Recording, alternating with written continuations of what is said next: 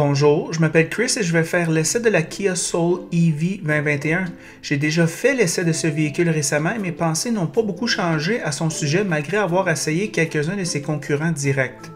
Je vais regarder l'extérieur, l'intérieur, le groupe motopropulseur, puis je vais le conduire avec Ross. Le design extérieur, une spécialité de Kia, est plus arrondi et plus beau que jamais.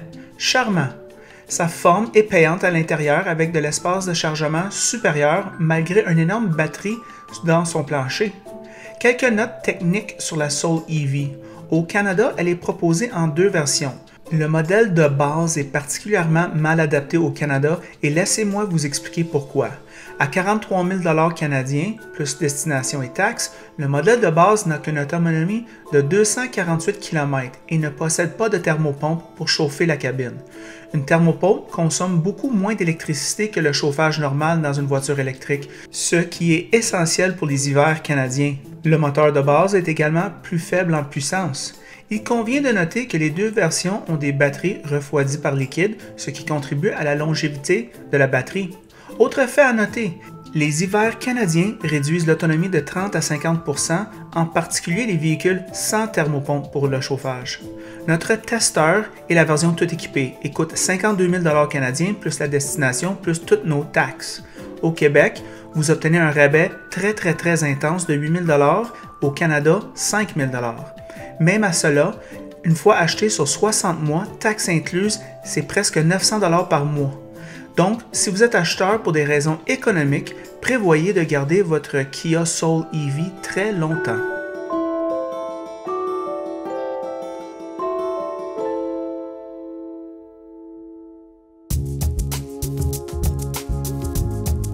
Ce testeur tout équipé, cependant, offre beaucoup plus de puissance, une autonomie de 383 km, un chauffage thermopompe pour les hivers canadiens et un intérieur sacoche.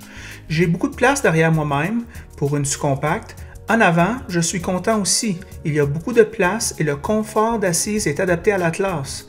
Ce testeur comprend de nombreux articles haut de gamme, notamment des sièges en cuir chauffant et refroidi, un toit ouvrant, des essuie-glaces à détection de pluie, un système audio HK, un éclairage intérieur LED et des sièges arrière chauffants, entre autres.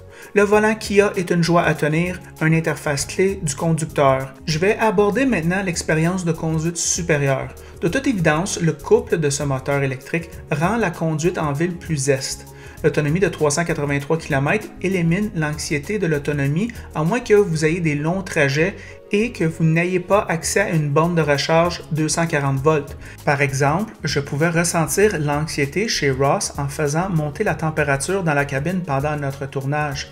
Il faut 59 heures pour charger Soul EV pour une charge complète dans une prise murale ordinaire et personne ne veut patienter avec un chargeur public. Je pense que pour avoir une bonne expérience du propriétaire, il faut avoir une place de stationnement privé ou mieux encore un garage et une borne de recharge 240 volts. De plus, la satisfaction du client de ce type de voiture est de 100 %. Les gens qui achètent des véhicules électriques ne reviennent tout simplement pas au moteur à essence. Ne pas aller à la station de service est tellement soulageant, point final. Je ne peux pas mettre assez d'emphase sur cela. Ce moteur fait 201 chevaux et 291 livres de couple et Soul est une traction. Le niveau de charge 2 ou 240 volts prend 9h30 à faire la pleine charge. La transmission n'a qu'une seule vitesse. Voici nos réflexions sur la route. Bonjour les amateurs de voitures. Aujourd'hui avec Ross, il m'apporte le Kia Soul EV 2021, tout équipé. Ross, qu'est-ce que tu en penses de ce véhicule-là? Bien, ce véhicule est basé sur la deuxième génération du Kia Soul. On a la version 100% électrique. Véhicule qui va très bien, qui se mérite en plus le top safety pick selon les DHS. Fait qu'un véhicule du même coup sécuritaire. Véhicule qui, en tout cas, les Coréens là, sont quand même en bonne voie pour s'implanter dans l'électrification des véhicules. Les pour, ben, ici on a le EV Limited, ce qui fait qu'on a une autonomie théorique de 385 km d'autonomie, ce qui en fait un véhicule, selon moi, là, acceptable. Là. La barrière psychologique du 400, là, elle est atteinte et c'est ce qu'il faut. Quand on est en bas de ça, parce qu'évidemment, avec nos hivers rigoureux, ben, en plein hiver, l'autonomie baisse grandement. L'équipement très complet, à la Kia, à la Hyundai, c'est toujours présenté avec un équipement là, il ne manque rien. Le refroidissement des sièges, sièges climatisés, sièges chauffants, volants chauffants, tout est là. Puissance plus qu'adéquate, quand même une performance là, lorsqu'on appuie sur l'accélérateur, faisant donc une démonstration, voir. C'est instantané. Ça a viré de dessous. Oui. Bonne efficacité énergétique aussi. Lorsqu'on la recharge, puis on n'utilise pas trop l'appareillage électrique à bord, puis si on pourrait dire, si on conduit d'une façon écologique, sans abuser de la puissance de l'accélérateur, bien, de ce point de vue-là, je trouve qu'il y a une bonne gestion d'énergie au niveau du véhicule. Habitacle spacieux pour la catégorie, pour ce qui est des places assises à l'avant et à l'arrière. L'espace coffre est un petit peu restreint, mais par contre, l'espace habitable là, est quand même assez spacieux. De plus, ben, il est équipé le système d'infodivertissement qui est quand même très clair, de belle qualité et compatible avec Android Auto et Apple CarPlay pour rendre le tout plus convivial. Les comptes, bien, évidemment, selon les concessionnaires, il y a une disponibilité qui est limitée. Okay? Le prix n'est pas donné non plus. On parle d'un véhicule là, tout équipé avec les subventions, mais tout ça, on parle là, de prix avoisinant sur une période de 60 mois, près de 900 $. C'est ça j'avais vu sur Internet. Fait que c'est pas donné. Bon. Pas de traction intégrale, ce qui est peut-être un peu décevant pour nos conditions climatiques. Et ce que j'aime moins, bien, si vous y allez avec la version EV Premium, ici c'est la EV Limited, bien là, votre autonomie passe de 385 théorique à 248. Ce qui fait que là, c'est vraiment un assez gros changement, surtout en période hivernale. Là, si vous avez un 248 km théorique, à moins 20, moins 30, là, d'après moi, on est dans le 125, 130, 135 km d'autonomie, ce qui ne vous donne pas beaucoup d'autonomie pour vous déplacer. Puis le moteur il est plus faible. En plus, moins de puissance déployée là, par le groupe motopropulseur. La concurrence, bien, il y a quelques joueurs. On pourrait dire qu'il y a la BMW i3 qui pourrait se classer dans cette catégorie-là. Un peu plus haut de gamme, un peu plus dispendieuse. Pas nécessairement mieux en termes d'autonomie, mais quand même là, dans les choix proposés. La Chevrolet Bolt EV, qui est vraiment un modèle très populaire là, dans le véhicule électrique. On pourrait penser également à la Hyundai Ioniq EV, qui est un choix intéressant. Hyundai Kona électrique, également. On pourrait penser au Kia Niro EV. Et pour terminer, la Nissan Leaf Plus. Quelles sont tes premières impressions sur le Kia Soul EV? Ross, ça ressemble beaucoup à ce qu'on a essayé déjà avec ce véhicule-là lorsqu'on l'a essayé dans le passé. Il n'y a pas grand-chose qui a changé. Qu'est-ce qui a changé au niveau de le look extérieur? Bien, moi, je te dirais, Ross, qu'il est toujours aussi beau. Il y a des belles lignes. Ouais. Je trouve que Kia met vraiment un effort pour faire des produits charmants. Et puis, je l'apprécie quand je regarde la voiture, quand je suis assis en dedans.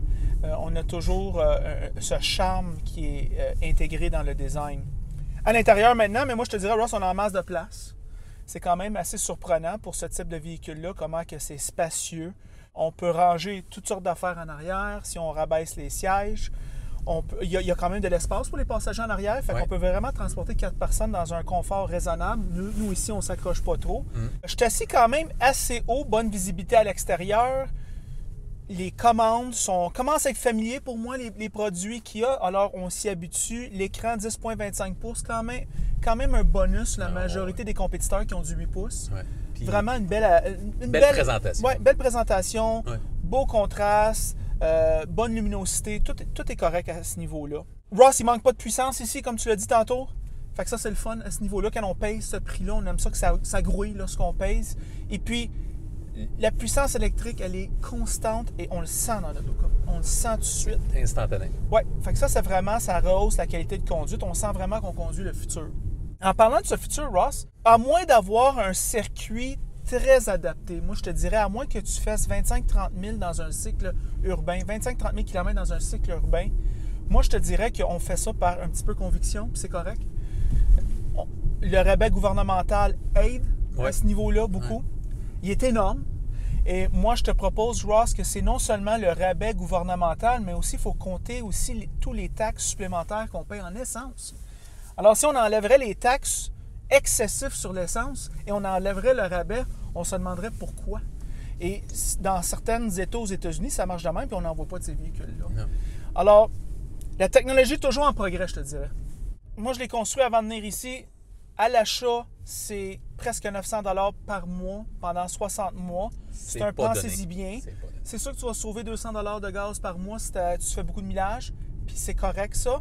Moi, je te dirais, Ross, le plus que je réfléchis, ça serait peut-être une meilleure location parce que tu as le même rabais. Tu mets le 24 000 km par année, puis tu arrives à des paiements quand même assez raisonnables. Plus raisonnable, oui.